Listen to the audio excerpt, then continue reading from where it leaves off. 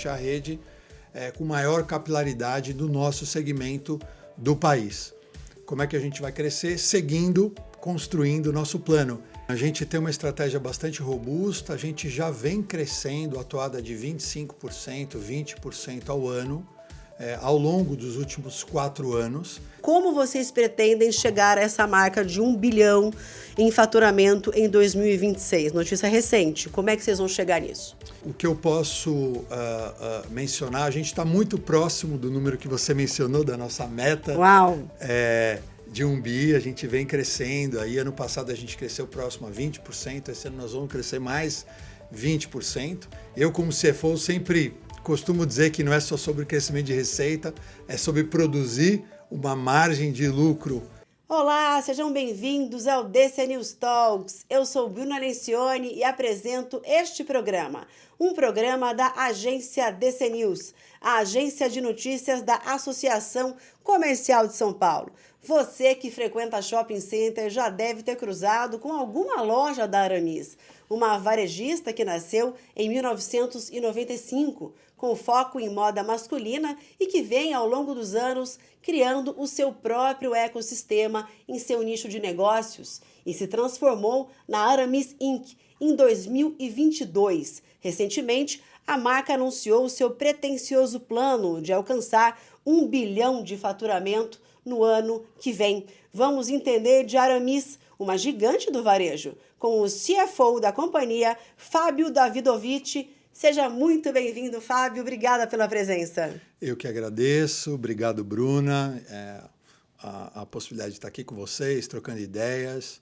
E muito feliz em estar aqui com vocês. Eu já passei na primeira prova, que foi falar o seu sobrenome. Você acha muito difícil? Achei difícil. Davidovich? Para falar assim, eu achei difícil. Não, acostuma, né?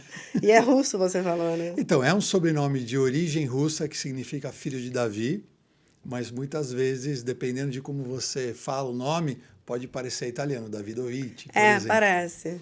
Bom, mas vamos à pauta. A pauta inicial é a seguinte: a gente vai abordar todos os temas possíveis da marca, mas a primeira pergunta que não pode deixar de ser é como vocês pretendem chegar a essa marca de 1 bilhão em faturamento em 2026? Notícia recente, como é que vocês vão chegar nisso? Olha, Bruna, a gente tem uma estratégia bastante robusta, a gente já vem crescendo a toada de 25%, 20% ao ano, ao longo dos últimos 4 anos. E eu costumo dizer, como CFO, que o risco de execução é relativamente baixo para a gente poder atingir.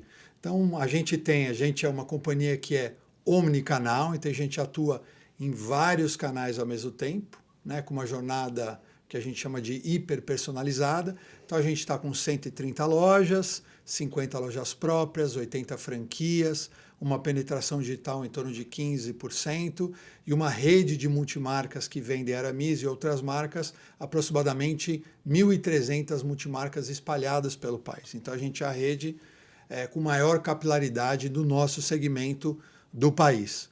Como é que a gente vai crescer? Seguindo, construindo o nosso plano, crescendo a nossa penetração digital, como a gente vem crescendo, cerca de 30% ao ano, continuando a abertura, né, das nossas lojas e continuando trabalhando uma jornada para o nosso cliente final, uma jornada hiperpersonalizada e também com as parcerias com a nossa rede de atacado, tanto as nossas franquias e multimarcas.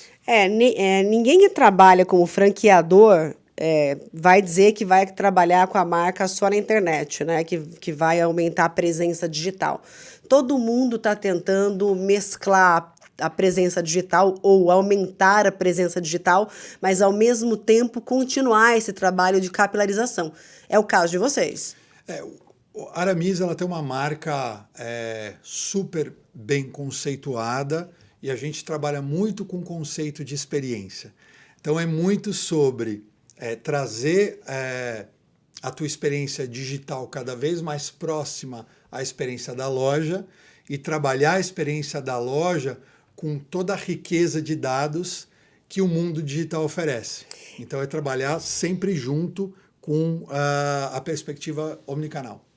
Eu vou entrar nessa questão da tecnologia, inclusive da inteligência artificial. Vocês estão usando aí uma tecnologia nova em uma loja, pelo menos por enquanto, como experiência para o cliente. Eu vou entrar nisso.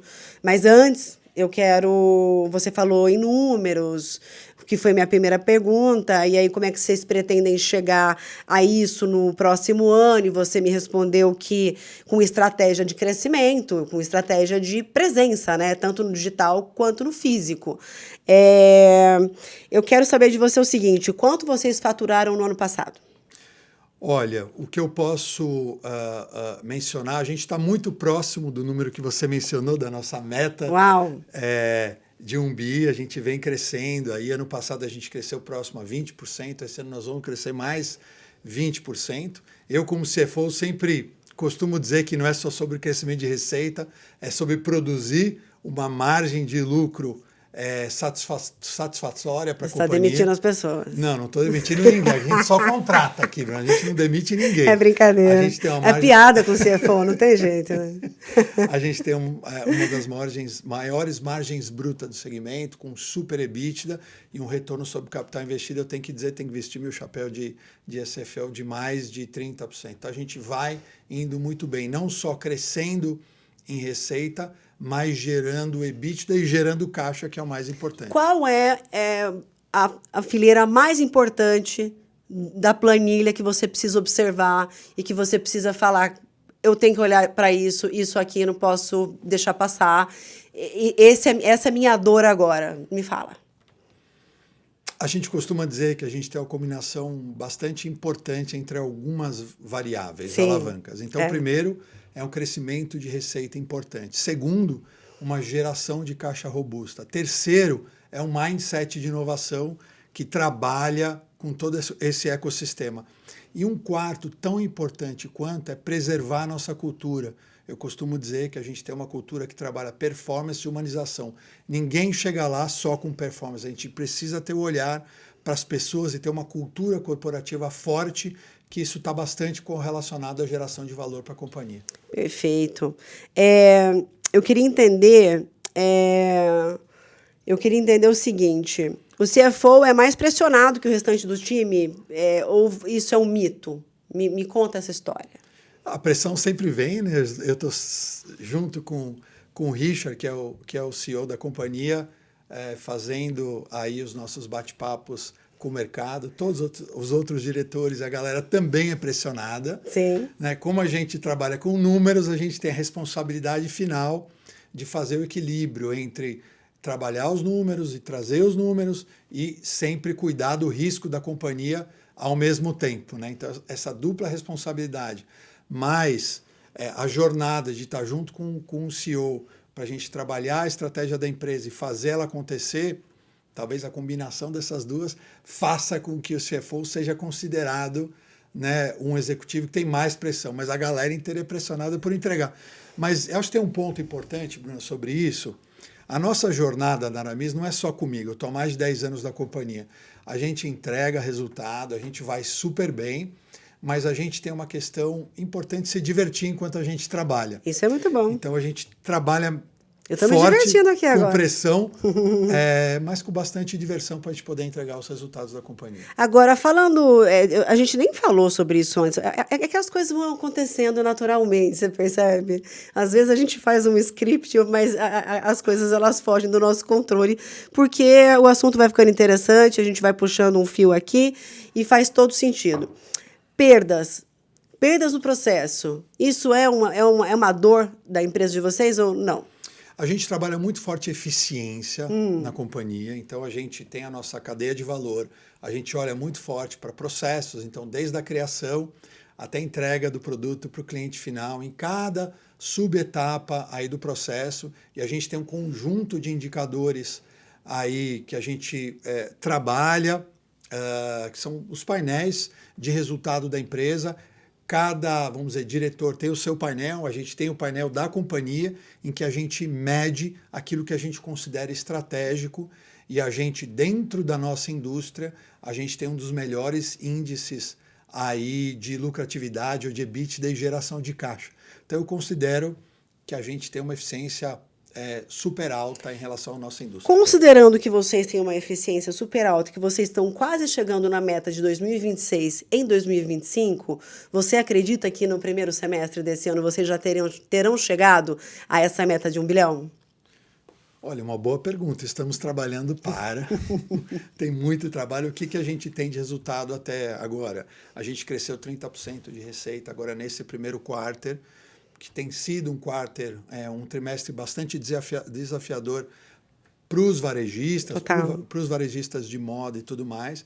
E a gente vai crescer, ou já cresceu, nós estamos no último dia do primeiro trimestre, agora em março, vamos crescer aproximadamente 30%, que é um super resultado, fruto de bastante trabalho, e a gente vai, vamos dizer, sobressair sobre o mercado agora nesse primeiro semestre. Mas não respondeu. Tudo bem, não tem problema. Vocês criaram a House of Brands, que é um mecanismo, uma estratégia para poder fazer aquisições e novas criações. O que é e o que vocês estão fazendo a partir dessa House of Brands? A gente tem na Aramis Inc., a nossa marca que mais fatura, que é a Aramis. A gente tem uma jornada de crescimento e de transformação bastante importante. A gente lançou nossa nova marca, Urban Performance, 100% elaborada e desenvolvida dentro de casa. Estou usando aqui a nossa calça de Urban Performance, não dá para aparecer no vídeo, mas é uma calça incrível. Está super confortável. É super confortável, tecnológica, não precisa passar, dá um look super sofisticado. Pena que as câmeras não vão captar isso.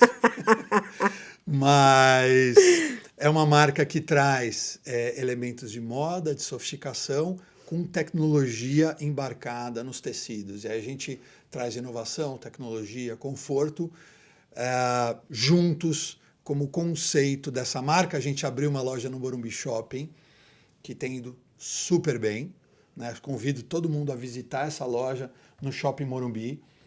Recorde de vendas, um visual merchandising super diferente, ousado, com produtos incríveis. Você já visitou essa loja, Bruno? Eu não. Você precisa. Estou sendo convidada agora. Você precisa visitar lá, mas é visitar. incrível. Então a gente se credenciou para trazer novas marcas aí para o hall, né, do nosso grupo. A gente vai lançar nosso segmento Kids agora, de crianças. Vai lançar? Vamos lançar agora no segundo semestre. A gente tem nome já, mas não pode falar. Por enquanto é surpresa, gente. Tá bom. Essa não posso dizer, mas é o quê? Franquia, é o quê? A gente vai trabalhar vendendo nas nossas lojas, nas nossas maiores lojas, nos nossos multimarcas. E é uma marca, é um segmento super interessante, tem bastante potencial aí de crescimento e vai ser um super sucesso. A gente tem a nossa vertical de negócios de exportação, que a gente começou recente, a gente tem algumas operações, então a gente já vai aí nesse caminho super bem. A gente olha oportunidades. Vocês já estão exportando? A gente já exporta América Latina, a gente está olhando algumas possibilidades em América, Europa e África, ok? E falando um pouquinho das oportunidades de crescimento inorgânico, que são potenciais aquisições aí dentro do mercado de moda masculina. Vai acontecer. Algumas a gente vem trabalhando e essa é a nossa estratégia para a gente efetivamente formar um grupão. Uma House of Brands, que a gente diz, dentro do mercado de moda masculina. Perfeito. Mercado masculino, mas também agora entrando no mercado infantil. Isso, mas o infantil masculino, né? O infantil masculino também. Então vocês são a casa dos homens, das roupas dos homens. Mas é o DNA de vocês, né? Isso. Brincadeira à parte, é o DNA de vocês. O mercado está super pulverizado, tem muita gente vendendo coisa muito boa na internet e tem gente vendendo coisa muito ruim também na internet. Mas essa marca Urban que você fala, pelo jeito que você descreve a marca, ela me parece muito com uma marca que se chama Insider, que ficou muito famosinha porque viralizou na internet, etc. Eu nem sei se eles têm loja física, mas, enfim. Me pareceu muito uma criação para concorrer diretamente. É isso? Olha, a gente não gosta de falar dos nossos competidores, A gente não nasceu olhando para Insider. A gente desenhou e elaborou a marca Urban Performance com muito carinho. Começou há 2 anos atrás. A gente trabalha muito fortemente a marca, trazendo tecnologia, sofisticação. É uma marca premium. Então, se você olhar nosso ticket médio, o nosso preço médio, é de uma marca premium, com muita tecnologia embarcada, que tem uma relação muito interessante preço-valor. Então, como eu disse, tem muitos produtos diferentes com essa combinação de sofisticação, inovação, tecnologia, e vale a pena aí a turma Eu acho que conhecer. o próprio mercado está oferecendo isso agora, né? O setor têxtil, quero dizer, está oferecendo esse tipo de tecido tecnológico, né? Então, por que não aproveitar a existência desses tecidos tecnológicos, que eu creio que isso deve ser uma tendência de mercado, e por que não apresentar isso como algo agregado aí num portfólio? Enfim, faz todo sentido. Esse é o começo de uma jornada de evolução tecnológica. No setor de vestuário, né? A gente trabalha não só tecnologia na companhia, mas em produtos. Mas, por exemplo, a gente lançou em Aramis uma jaqueta, a gente chama-se Meta Heat, que ela tem autoaquecimento, tem um power bank. Mentira. E a gente aquece, né? Tem 3 níveis de aquecimento. A V2 dela, a gente Não, lançou com um aplicativo. Vem o negocinho. O power bank, exato. Vem o power bank tipo, que você aciona. Quando o pessoal vai esquiar, isso. E aí liga lá o negocinho, Eu já esquenta testei, o pé, esquenta a perna. Funciona. A jaqueta, né, da parte, né, top, mas super funciona. Caramba. Ela é super leve, você consegue trabalhar ela, dobrar ela e ela ocupa pouco espaço na sua Interessantíssimo. mala. Então tem muita tecnologia embarcada e a gente migra cada vez mais para os wearables. Então, pensa, todo mundo tem o nosso Apple Watch ali. Então, a gente quer trazer cada vez mais a tecnologia para dentro, né, daquilo que a gente usa, para que ela traga informações sobre o nosso grau de atividade, enfim, informações importantes para que a gente possa trocar e usar essa tecnologia no nosso dia a dia. E saber sobre ela, né? Quer dizer, eu estou consumindo o quê, né? Você saber exatamente o que você está consumindo, né? Porque, enfim, você saber exatamente o que você está consumindo. Me fala uma coisa, o fator China pega vocês?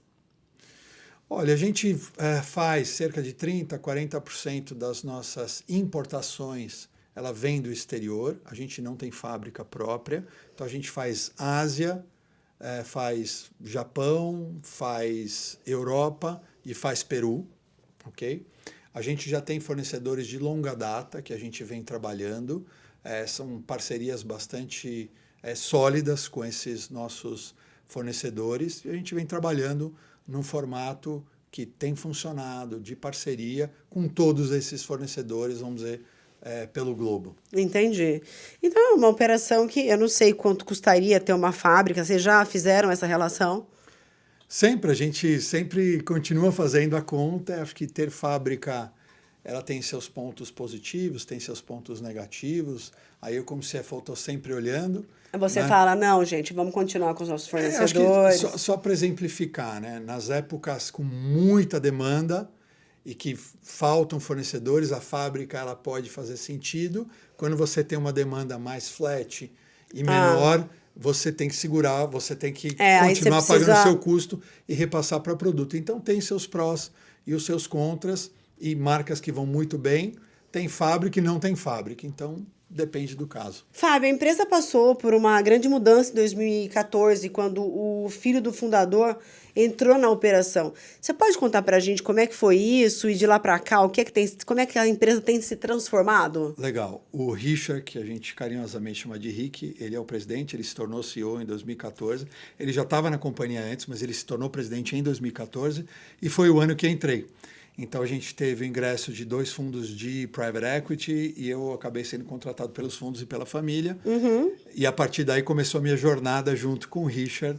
Eu entrei na área financeira, depois eu assumi operações, depois o restante da cadeira de CFO e outras coisas mais. Mas essa jornada se inicia em 2014 e o Richard é um super parceiro, é um cara, não é porque ele é meu chefe, né? Mas é um cara que aprende muito rápido. Vamos falar mal do chefe. E eu falo isso nas câmeras, fora das câmeras, enfim. Tô brincando. É um cara super antenado, inteligente, tem bastante sensibilidade, engaja muito as pessoas, tanto da companhia quanto as de fora, e tem sido uma parceria muito legal esses anos todos. Como é hoje a divisão da empresa? Ela é totalmente Aramis ou ela tem algum fundo ainda que trabalha, atua junto com ela? Como é que é? A gente tem 2 fundos de capital de risco que entraram em 2014, eles têm 48% da empresa e a família tem 52% da empresa, é uma relação de bastante parceria. Eles têm ajudado a gente a trazer a companhia no lugar que a gente deseja estar. A gente tem as nossas reuniões de conselho com uma super governança, tem conselho independente, tem feito boas provocações, a gente tem caminhado junto ao longo desses mais de 10 anos. Ótimo. Em 2022, vocês anunciaram aí que trabalhariam com machine learning para fazer análises e entender melhor o cliente. Isso tem dado resultado? Como é que vocês estão trabalhando com essa tecnologia? Super. O machine learning, ele existe há muitos anos, né? Que é basicamente você encontrar soluções ótimas e algoritmos para determinados desafios. Por que ele avançou muito nos últimos anos? Por causa do poder computacional. Então, hoje, com o poder computacional, a gente consegue trabalhar muito mais rápido e ter soluções e fazer testes. E o custo dele também, do processamento, reduziu bastante. Então, o que a gente tem feito com o machine learning? Então, a gente tem modelos de recomendação. Então, quando você entra no nosso site ali para comprar uma determinada peça de roupa, ele, baseado no seu perfil e baseado naquilo que você está buscando, ele vai ofertar aquilo que é a melhor combinação. Ou quando você está na cesta, né, final de compras, ele também faz sugestões. Ele também faz sugestão para melhor mensagem. Tem algumas marcas que fazem isso já. Para a melhor mensagem que ele vai te dar. Muitas fazem, mas o grau de assertividade depende do algoritmo que está por trás. Então, por exemplo, a gente tem outra iniciativa em que a gente trabalha a projeção de demanda. Então, uma das dores dos varejistas e de muitas indústrias é qual o nível de vendas que eu vou ter no próximo mês, nos próximos semestres, no próximo ano. E aí, todo o trabalho era feito manualmente. Então, a gente tem um trabalho, uma jornada para a gente poder projetar essa demanda em níveis mais agregados, ou por linha de produto, por loja, por canal, etc. Essa é uma outra iniciativa. A gente tem modelos de predição de churn, a velocidade com a qual a gente perde ou ganha clientes. Como é que a gente faz para que a gente possa reter mais. Tem uma série de trabalhos também com o nosso CRM. Tem um monte de jornadas que a gente vai... Tem um monte de jornadas e tem um monte de novidade que você falou para mim antes que você ia falar, porque você foi à feira, a SW... o SXSW. SXSW, isso, nos Estados Unidos, e você foi... E você, acho que era o único CFO lá. Então, eu não vou dizer que eu era o único, mas eu encontrei um amigo meu que vai há muitos anos lá e falou, cara, você é o primeiro CFO que eu estou vendo aqui. Mas, enfim, isso foi até início de um artigo que eu escrevi para um veículo. Mas pode citar, não tem problema. Para o pessoal da Exame. Mas, enfim... então, basicamente ali é um evento incrível, é um festival de inovação, trabalha não só com tecnologia, quais são os efeitos da tecnologia para nós humanos, a gente fala, né, de inteligência artificial, mas vis-à-vis da inteligência humana, é um evento que explora arte, cinema, então ele trabalha a inovação como essência, tem 400 mil pessoas que vão do mundo inteiro. Sabe como foi a maior delegação, Bruno? Dos brasileiros. E já diz muita coisa sobre o que a gente está buscando, sobre como a gente quer ver inovação, etc. Então, e o que é que você acha que para o varejo fica a dica mais importante? Olha, muita coisa de inteligência artificial aplicada para a gente poder melhorar não só vendas com hiperpersonalização, mas o efeito sobre eficiência, como a gente trabalha melhor. Eficiência é a palavra, hein? Eficiência, growth e eficiência tem bastante coisa. Muita coisa de biotecnologia, e aí não tão focada em varejo, mas a gente acaba aprendendo sobre outras verticais, vamos dizer assim, de tecnologia. Falou-se muito sobre os efeitos em nós, principalmente pós-pandemia. Muito se falava antes de mental health, agora de social health. basicamente muita gente sofrendo de solidão. Sim. Né? A palestra inicial do SX foi sobre problemas de social health. Tem, por exemplo, países em que você tem um ministério dedicado à solidão, não só de idosos. E é um dilema, porque quanto mais a gente se conecta nas redes, se a gente não cuidar, você mais tem a gente se sente sensação de sozinho. estar... Então, basicamente... Ao ver, você pode não ter a sensação de estar sozinho, mas você está sozinho, né? E aí, o fato é que você como tá é que a sozinho. gente entende, né, toda essa relação, como é que a gente se relaciona cada vez mais com os nossos clientes, envolvendo hiperpersonalização, tem blockchain, como é que a gente traqueia toda essa cadeia pensando em sustentabilidade. Não, tem meio de pagamento, tem tudo. Tem o futuro de loja, como é que a gente interage usando realidade aumentada, trazendo, igual eu comentei, tudo que eu tenho de dados para a experiência física e todo tipo de experiência física, o que eu consigo trazer para o digital. Dá para dizer que a loja... Vocês têm uma loja que tem uma experiência virtual? Então, dá para dizer que essa loja chega próximo daquilo que eles estão propondo, que seja um varejo do futuro? Olha, a gente tem o varejo do futuro, mas eu diria que a gente está no começo da jornada. Tá. A gente sempre tem um olhar para dentro de tudo que a gente faz, a gente efetivamente faz muito mais, vamos dizer, do que a média no nosso segmento, mas é o começo de uma jornada. O que vem por aí e o que a gente está pensando é mind-blowing ali de inovação para os nossos clientes e para todo o ecossistema. Peças vendidas ano? A gente tem em torno de 3 milhões de peças e com crescimento próximo ao crescimento que eu comentei. 30%? Por ano, a gente cresce com uma receita de 20%, parte é volume, parte é preço. Então, em torno de 20%. 20% de crescimento receita. Agora, me fala uma coisa. É possível que o protecionismo do presidente americano também crie aí situações geopolíticas que a gente não consegue mensurar por enquanto. Existe uma preocupação do varejo em relação a essa questão geopolítica que gera tensões globais e também a situação brasileira, levando em consideração a inflação que está alta e os juros em trajetória de alta? A gente sempre olha para a situação macro mundial e brasileira, a gente analisa, trabalha com cenários, quais são as variáveis de maior impacto e maior grau de incerteza. A gente costuma dizer que a gente não vai correr mais do que o leão, a gente tem que correr mais do que os colegas. Né? Tem situações em que a gente não vai controlar e tem situações que a gente vai controlar. Então, as que a gente não vai controlar, a gente desenha cenários, a gente estabelece ali qual que pode ser o grau de impacto dependendo daquilo que pode acontecer no futuro e aquilo que a gente pode trabalhar para dentro. A gente trabalha muito forte naquilo que a gente controla. Então, ao longo dos anos, a gente vem crescendo tanto em volume quanto em preço, porque a gente traz cada vez mais valor para os nossos produtos com uma margem sustentável e a gente segue isso.